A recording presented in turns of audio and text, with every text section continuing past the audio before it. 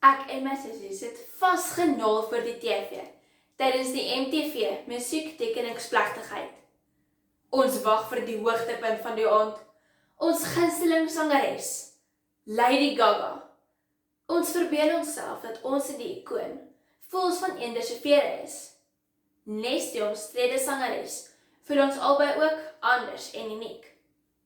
Dan verskyn Lady Gaga op die verhoog, geklee in 'n rok wat gemaak is van rou beesvleis.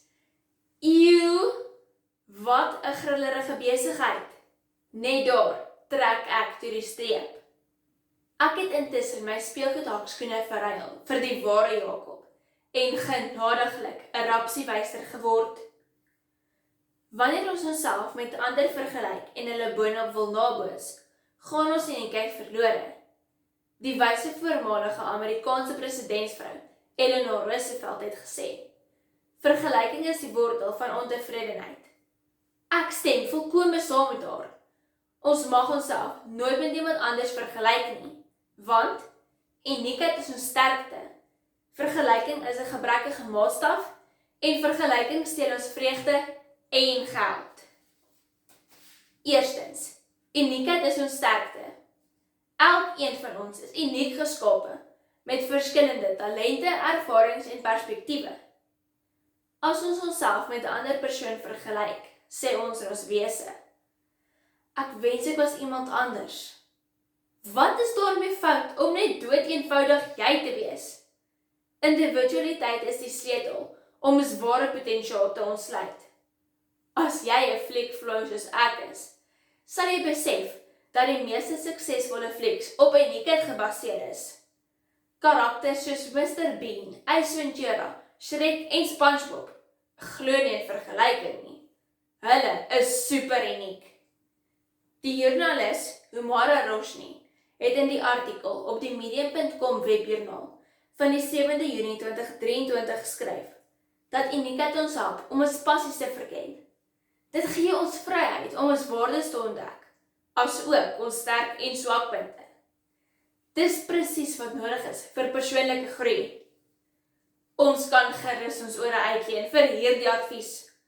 Ons wil tog nie hê ons nageslag moet aan ons dink as die generasie met blikpink opgepompte lippe nie. Tweedens, is vergelyking 'n gebrekkige maatstaf wat gebaseer is op onvolledige inligting. Ons sien ander se hoogtepunte en nie hulle stryd en terugslaan nie. Sosiale media platforms vertoon perfeksie en verberg die onvolmaaktheid agter die skerms. Onlangs in 2023 is 'n gewilde Russiese TikTok-beïnvloeder, Zana Samsonova, oorlede weens wanvoeding. Sy het aldus die nuusberig oor haar dood in die New York Post van 31 Julie 2023 10.000 volgelinge net op Instagram gehad en hulle aangemoedig om slegs vrugte te eet en weg te bly van proteïene af. Op die skerm het sy talle vrugte verorber en almal het haar merkwaardige gewigsverlies bewonder. Maar niemand het geweet dat sy besig is om dood te gaan van die honger nie. Ek kan dit nie beter stel as Isabel Rademan, 'n matriekleerder in 2023 van die Hoërskool Stellenberg. Sy gee die volgende raad aan matrikulante van 2024. Moenie onnodige energie mors deur jouself met ander te vergelyk nie. Niemand gaan presies jou vakke hê of jou droomberoep beoefen nie. Jy moet goed vir jouself wil doen en nie om ander se verwagtinge te bevredig nie. Hierdie inligting is beskikbaar op die webblad van die Wes-Kaapse Onderwysdepartement in 'n PDF-dokument met die opskrif 2024 graad 12 leerders. Sommige mense is maar en ander mollig. Party is netjies en ander se kamers lyk soos 'n rampgebied. Dan is daar mense wat van hok hou, soos ek, terwyl ander weer van rustige aktiwiteite, soos skaakhou. As jy 'n gebore skaakspeler is, moet jouself tog asseblief nie vergelyk met die rugbyspeler Eben Etzebeth nie. Jy gaan beslis bespreek. Derdens, is vergelyking 'n dief. Dit steel ons vreugde en geld. Kyk maar na die talle mense wat dierplastiese chirurgie ondergaan om soos hulle Hollywood-helde te lyk. Dit jaag hulle duisende rande uit die sak en dan is hulle nie eers altyd tevrede nie. Jou poging om soos Kim Kardashian te lyk, kan jou in Frankenstein se monster verander.